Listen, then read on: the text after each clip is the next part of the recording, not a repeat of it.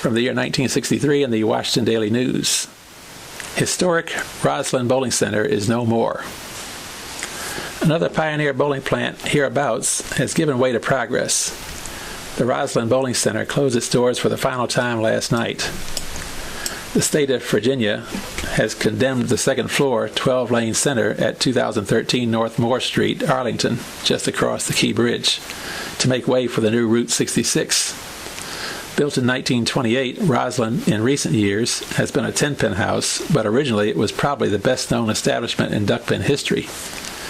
Galt Davis purchased it in 1931, and in 5 of the next 6 seasons, his Rosslyn girls, as they became known nationally, took the ladies' district major pennant. Lorraine Gully, Ida Simmons Slack, and Lucy Rose were at one time or another ranked number 1 in the country.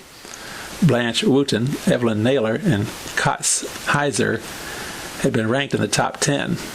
Rena Levy and Gladys Lynn have passed away, but not before contributing much to the fame of Rosslyn. George Eisman, ex-executive secretary of the National Duckpin Bowling Congress, organized the Women's Intercity League with Roslyn's girls representing D.C. They competed over a full season on a home-and-home basis with Baltimore, Richmond, and Norfolk. Rosslyn tied with Baltimore in the one-loss column the first year, only to lose by 2 pins in total pins. The next season, Rosslyn won decisively. In 1938, the team, with Davis and Eisman accompanying, toured 14 cities with their opponents consisting mostly of major men's teams. They toured the entire East Coast all the way to Miami. The girls were not alone in making Rosslyn history. Brad Manley, Joe Harrison, Astor Clark, Lou Jenkins bowled for the Rosslyn team. All 4 have held the number 1 ranking. Clark held it 6 times.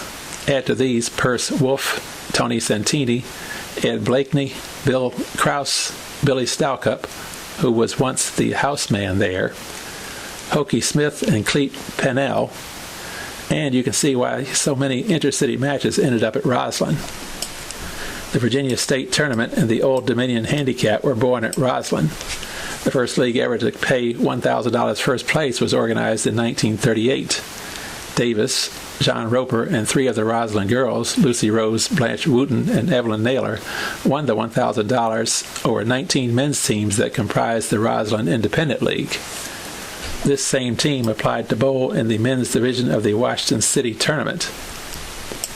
After much discussion, the entry was accepted. You guessed, Rosslyn won. In 1938, Rosslyn was also the first house ever to sign 100% of its leagues into the Duckpin Congress. L. Geib, now field director of the NDPBC, rolled a 206 game there in 1941, a rarity in those days. A U.S. war bond rally was staged at Rosslyn in 1943 and sold over $100,000 in bonds.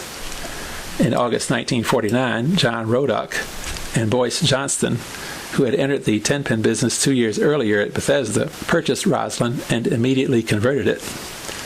Rosslyn kept making history by becoming the first local establishment to install overhead racks for pin setting. In 1956, another first took place when automatic pin setters were installed. In 14 years of 10 pins, Rosslyn Leagues won many titles. In state competition, Rosslyn teams won 4 scratch titles out of the 11 to be held so far. They also took top honors in handicap division 3 times. Rodock won the city scratch singles title in 1949, handicap all events in 1951, and handicap singles in 1955. Johnston has the distinction of being the only bowler to capture all the individual city scratch titles in 1 year, and the scratch all events 2 straight years, 1949 to 1950. In 1961, the City Association established a plaque on which the name of the center having the most entries per lane into the Bowler's Victory Legion tourney was inscribed. As the doors are closed at Rosslyn, no other name appears on it. As the state puts an end to this small historic bowling center, it is accomplishing something the big, plush establishments could not do. Rosslyn undoubtedly would have lived on despite the pressures of bowling progress.